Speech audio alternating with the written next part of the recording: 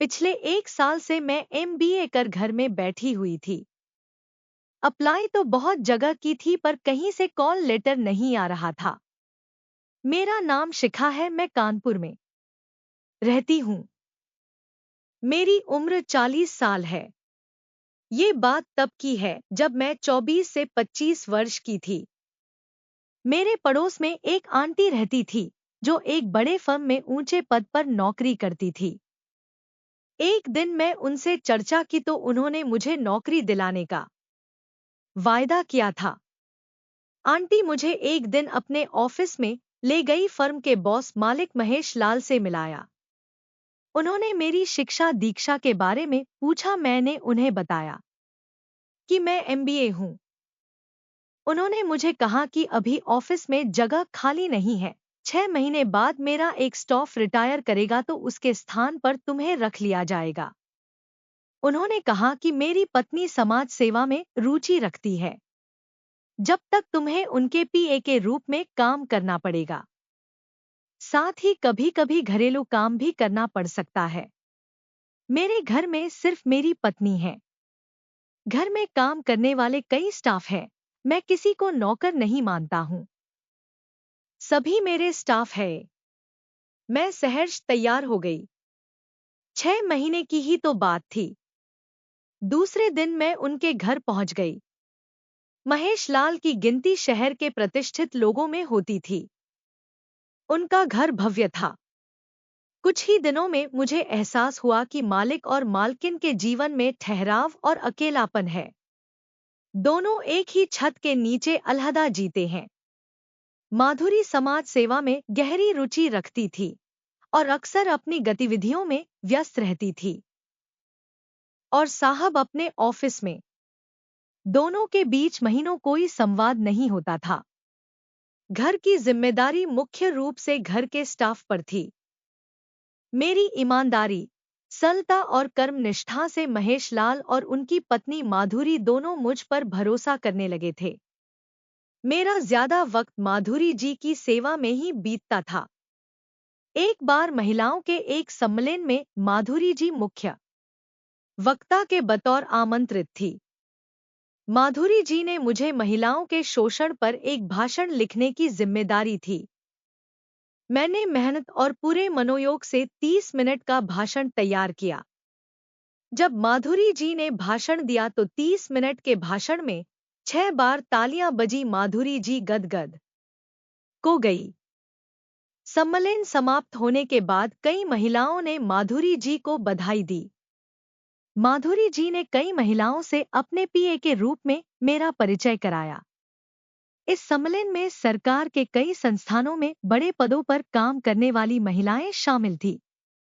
महेश लाल भी अपनी पत्नी की इस सफलता पर बहुत खुश हुए। उन्होंने मेरी तनख्वाह फर्म के सहायक मैनेजर के बराबर कर दिया। माधुरी जी ने तो मुझे अपनी छाया बना लिया। जहां भी जाती मुझे अपने साथ ले जाती। मुझे यहाँ काम करते हुए 5 महीने बीत गए थे। एक दिन माधुरी जी को अचानक अपने बीमार भाई की देखभाल के लिए मायके जाना पड़ा। जाने से पहले माधुरी जी ने घर की पूरी जिम्मेदारी मुझे सौंपते हुए कहा कि तुम मेरे लौटने तक इसी घर में रहो, अन्य स्टाफ पर मुझे भरोसा नहीं है। उन्होंने मुझे एक बड़े से कमरे की चाबी दे दी।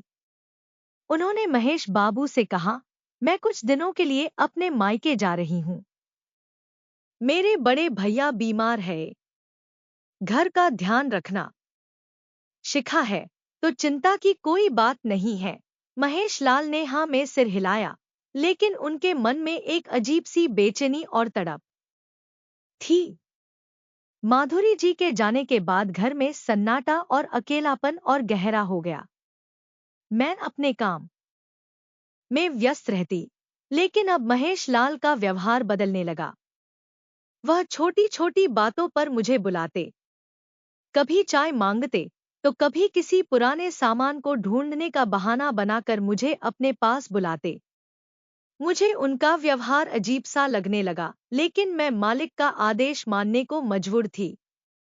धीरे धीरे महेश लाल और मेरे बीच बातचीत का सिलसिला बढ़ने लगा। मुझे कभी-कभी साहब की उदासी उनके प्रति आकर्षण पैदा करने लगती। आखिर एक साधन संपन्न आदमी इतना उदास क्यों रहता है? एक दिन मैंने उसने हिम्मत करके पूछ लिया, सर आप इतने गुमसुम क्यों रहते हैं? साहब ने हल्की मुस्कान के साथ कहा, बस यूं ही। कभी कभी इंसान को अपनी जिंदगी अधूरी लगने लगती है। मुझे आश्चर्य हुआ कि इतने अमीर आदमी को भी अपनी जिंदगी अधूरी लगती है। मैंने सोचा साहब का कोई औलाद नहीं है शायद इस कारण गुमसुम रहते हैं। मैंने बात को ज्यादा तूल नहीं दिया और अपने काम में लग गई। एक शाम महेश साहब ने मुझे एक प्रोजेक्ट बनाने के काम में व्यस्त कर दिया। प्रोजेक्ट पूरा करने में काफी रात हो गई। घर में केवल हम दोनों ही थे। अन्य स्टाफ अपने अपने घर जा चुके थे। साहब ने मुझे काम खत्म होने के बाद डाइनिंग टेबल पर बैठाया और कहा, तुम हमेशा इतनी मेहनत करती हो। तुम भी तो इंसान हो, तुम्हें भी आराम की जरूरत है। मैंने विनम्रता से कहा, साहब, मुझे अपनी जिम्मेदारियां निभाने में खुशी मिलती है। उस रात महेश लाल ने मेरी तारीफों के पुल बांधने शुरू कर दिया। बॉस ने कहा कि मैं तुम्हारी तनख्वाह मैनेजर के बराबर कर दूंगा। इतना बोलते हुए उन्होंने जबरन मुझे अपनी गोद में बैठा लिया और मेरे गालों को किस करने लगे। उन्होंने मेरा आंचल नीचे गिरा दिया और मेरे स्तनों छूने लगे। मुझे ऐसी स्थिति का मुझे कोई भान नहीं था। मैं हकाबका हो गई। मैं तो उन्हें अपने पिता तुल्य मानती थी, मगर साहब की नियत में खोट उजागर होने लगा। मैं असमंजस में थी। मैंने धीरे से कहा, साहब, यह सही नहीं है। मैं आपकी स्टाफ हूं और यहाँ रहकर केवल अपना कर्तव्य निभा रही हूं। मेरी बात सुनकर साहब अपनी भावनाओं को जाहिर करने के बजाय छिपाने की कोशिश करने लगे। शायद मेरी मासूमियत और ईमानदारी ने उन्हें झकझोर दिया हो। किचन में गैस खुला रह गया है बोलकर मैं उनकी पकड़ से बाहर निकली और अपने कमरे में जाकर दरवाजा अंदर से बंद कर ली। अगली सुबह मैंने अपना सामान बांध लिया। मैंने महेश लाल से साफ शब्दों में कहा, साहब, मैं आपकी बहुत इज्जत करती हूं, लेकिन मैं यहां अपनी इज्जत और स्वाभिमान के साथ काम करने आई थी। अब मैं यहां नहीं रह सकती। साहब ने मुझे बहुत रोकने की कोशिश की, लेकिन मैं अपने फैसले पर अडिग थी। मैं वहां से अपने घर चली आई। मेरे वहां से निकलने के बाद साहब खुद से नजरें मिलाने के लायक नहीं रहे। किसी की मासूमियत और भरोसे को तोड़ना सबसे बड़ी गलती है। मर्यादा और विश्वास सबसे बड़ी पूंजी है।